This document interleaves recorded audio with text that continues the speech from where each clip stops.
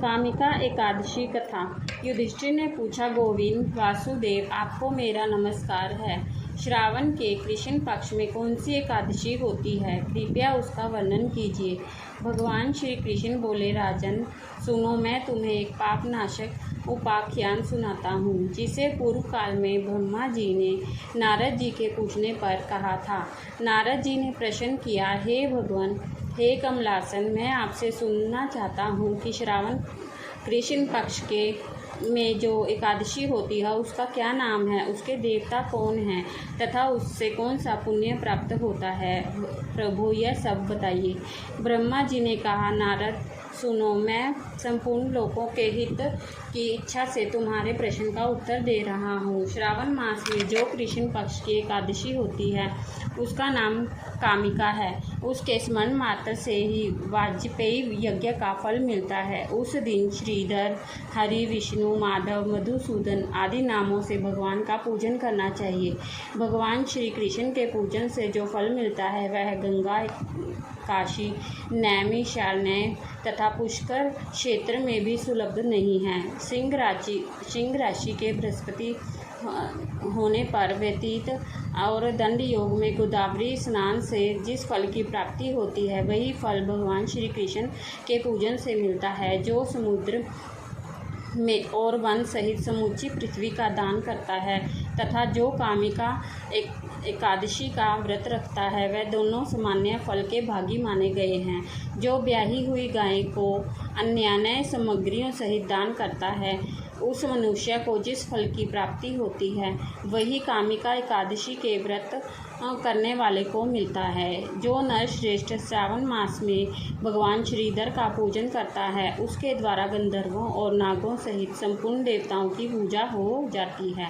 अतः पाप भीरु मनुष्यों को यथाशक्ति द्वारा पूरा प्रबल करके कामिका एकादशी के दिन श्री हरि का पूजन करना चाहिए। जो पाप रूपी पंख से भरे हुए संसार समुद्र में डूब रहे हैं उनका उद्धार करने के लिए कामिका एकादशी का व्रत सबसे उत्तम है। अध्यात्म विधापरायण पुरुषों को जिस फल की प्राप्ति होती है उससे बहुत अधिक फल कामिका एकादशी की व्रत के सेवन करने वालों को मिलता है। कामिका एकादशी का व्रत करने वाला मनुष्य रात्रि में जागरण करके ना तो कभी भयंकर यमदूत का दर्शन करता है और ना कभी दुर्गति में पड़ता है।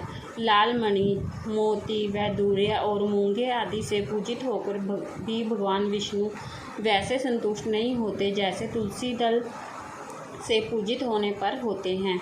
जिसने भी तुलसी की मंजीरियों से श्री केशव का पूजन कर लिया है उसके जन्म भर का पाप नष्ट हो जाता है। जो दर्शन करने पर ही सारे पाप समुदाय नाश कर देती है, स्पर्श करने पर शरीर को पवित्र बना देती है, प्रणाम करने पर रोगों का निवारण करती है, जल से सींचने पर यमराज को भी भय पहुंचाती है, आरोपित करने पर भगवान श्री कृष्ण के समीप ले जाती है और भगवान के चरणों में चढ़ाने पर मोक्ष रूपी फल प्रदान करती है। उस तुलसी देवी को नमस्कार है।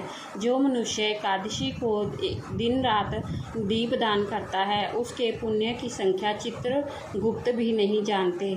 एकादशी के दिन भगवान विष्णु श्री कृष्ण के सम्मुख जो भी घी का दीपक जलाता है, जिसका दीपक जलता है उसके पितृ स्वर्गलोक में स्थित होकर अमृत पान से तृप्त होते हैं। घी या तिल के तेल से भगवान के सामने दीपक जलाकर मनुष्य देह त्याग के पश्चात करोड़ों दीपकों से पूजित स्वर्गलोक में जाता है। भगवान श्री कृष्ण कहते हैं, युधिष्ठिर, यह तुम्हारे सामने मैंने कामिका एकादशी की महिमा का वर्णन किया है। कामिका सब पापों को हरने वाली है, अतः मानवों को इसका व्रत अवश्य करना चाहिए। यह स्वर्गलोक तथा महान पुण्य फल प्रदान करने वाली है। जो मनुष्य श्रद्धा के साथ महात्म्य श्रवण करता है वह सब पापों से मुक्त हो श्री विष्णु लोक में जाता है। जय श्री कृष्ण।